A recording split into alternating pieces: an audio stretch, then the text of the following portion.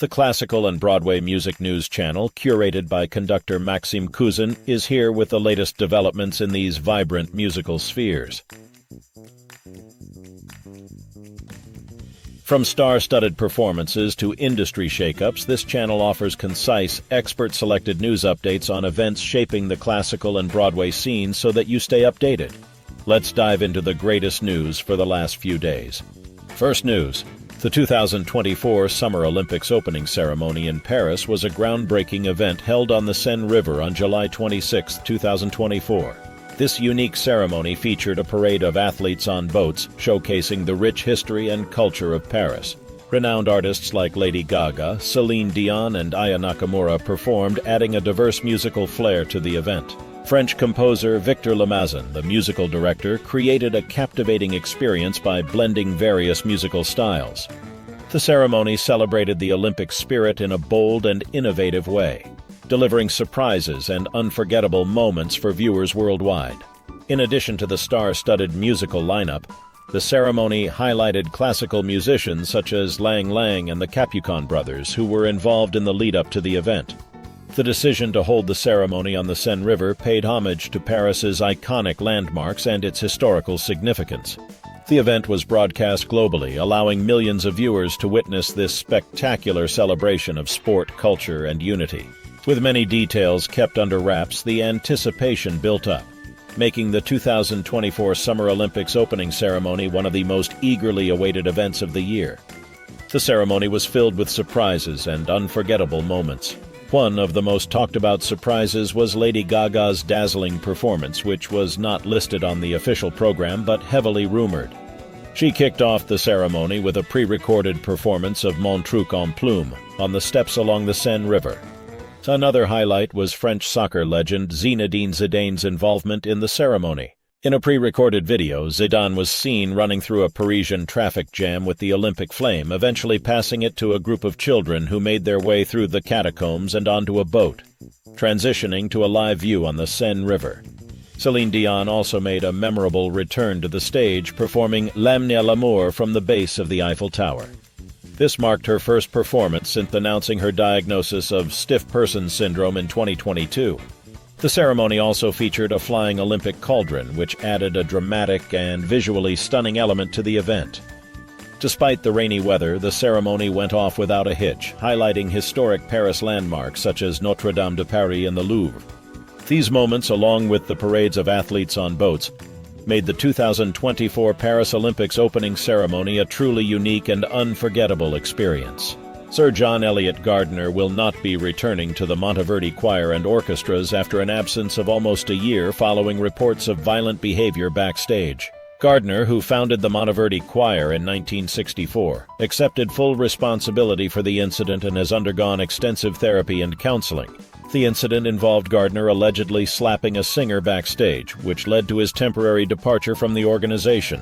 The choir and orchestras have been working with conductors Dinis Sousa, Jonathan Sells, and Peter Whelan since summer 2023, and new conductors will soon be announced to lead a new season of musical projects. The organization has expressed gratitude for Gardiner's contributions over the years and is looking forward to a fresh chapter under new leadership. This transition marks a significant change for the Monteverdi choir and orchestras as they continue to uphold their legacy of musical excellence. Jonathan Hayward has officially begun his tenure as the music director of the newly rebranded Festival Orchestra of Lincoln Center. Known for his innovative and inclusive approach to classical music, Hayward aims to make the genre more accessible to a broader audience. His casual style, often seen wearing Converse sneakers on stage, and his embrace of diverse genres like jazz and hip-hop are part of his strategy to attract new listeners.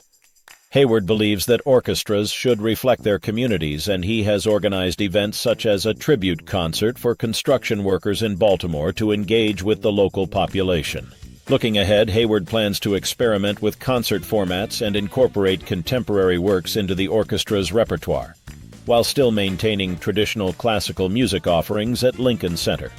His vision is to create a more inclusive and dynamic classical music scene, ensuring that the orchestra resonates with a diverse audience. With his fresh perspective and commitment to community engagement, Jonathan Hayward is set to bring exciting changes to the Festival Orchestra of Lincoln Center. making classical music more vibrant and accessible than ever before. We are committed to bringing you the latest classical music and Broadway news to keep you informed. Curating a carefully selected list of stories and transforming them into compelling video content requires significant time and effort. To help us continue delivering this valuable content to you, we kindly ask for your support. Please subscribe to our channel now, leave a comment sharing your thoughts, and hit the bell icon to receive notifications about our future releases. By doing so, you'll stay up to date with the most recent developments in classical music and Broadway. We deeply appreciate your support as it enables us to serve you better. Meanwhile, let's continue.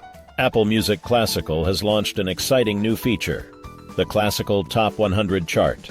This chart showcases the most popular classical music albums globally, providing classical music enthusiasts with a comprehensive and up-to-date list of the top albums. The first #1 album on this chart is Bach Keyboard Concertos by Chinese pianist Tianqi Du and the Academy of St. Martin's in the Fields. This achievement highlights the global appeal and timeless nature of Bach's compositions.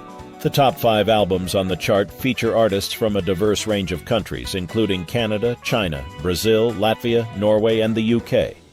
This global representation underscores the universal love for classical music and the rich variety of talent in the genre. The chart will be updated every Monday, reflecting the previous week's activity, ensuring that listeners always have access to the latest and most popular classical music. This new feature is set to become a valuable resource for classical music lovers worldwide, celebrating the best in classical music and its artists. Broadway fans are abuzz with excitement as Sutton Foster returns to the stage in the highly anticipated revival of Once Upon a Mattress. The production, which begins previews on July 31, 2024 at the Hudson Theater, features an all-star cast including Michael Urie, Brooks Ashmanskas, Daniel Breaker, Will Chase, Nikki Renee Daniels, David Patrick Kelly, and Anna Gasteyer. Directed by Lear de Bessonet, this limited engagement promises to bring a fresh and vibrant take on the beloved fairy tale musical. Foster's return to Broadway is a significant highlight, drawing attention from theater enthusiasts eager to see her performance in this classic show. Sutton Foster's return to Once Upon a Mattress is significant not only for her star power but also for the revival of a classic musical that has long been beloved by audiences. Foster, a 2-time Tony Award winner, brings a unique charm and vocal prowess to the role of Princess Winifred, which is sure to resonate with both longtime fans and newcomers alike. The musical, originally based on the fairy tale The Princess and the Pea, features a delightful score by Mary Rodgers and a witty book by Marshall Bearer, blending humor and heart in a story about love and self-acceptance. This revival promises to breathe new life into the production, making it a must-see event for theatergoers this season. In a dramatic turn of events, renowned American composer Philip Glass has publicly condemned the unauthorized use of his music in a new ballet performance in Russian-occupied Crimea. The ballet, an all-Russian premiere of Emily Bronte's classic novel Wuthering Heights, is being staged by the Russian-occupied Ukrainian Sevastopol State Opera and Ballet Theatre and is set to be performed on July 29th and 30th, 2024. Glass took to X-Twitter to publish an open letter, calling the use of his music without permission an act of piracy and a violation of the Berne Convention for the Protection of Literary and Artistic Works, to which the Russian Federation is a signatory. The ballet, choreographed by British dancer Jonah Cook, features the pro-Putin dancer Sergei Polunin in the leading role of Heathcliff and Ksenia Rzhikova as Kathy. The score, arranged by Russian composer and pianist Tatiana Shatkovskaya, also includes music by Icelandic composer Hildur Gudnadottir. Glass expressed his frustration, stating that the current circumstances in occupied Crimea leave him powerless to prohibit the piracy from taking place, but he made his vehement objection known. As the controversy unfolds, the ballet's premiere is now shrouded in a cloud of legal and ethical questions, adding an unexpected layer of intrigue to the performance.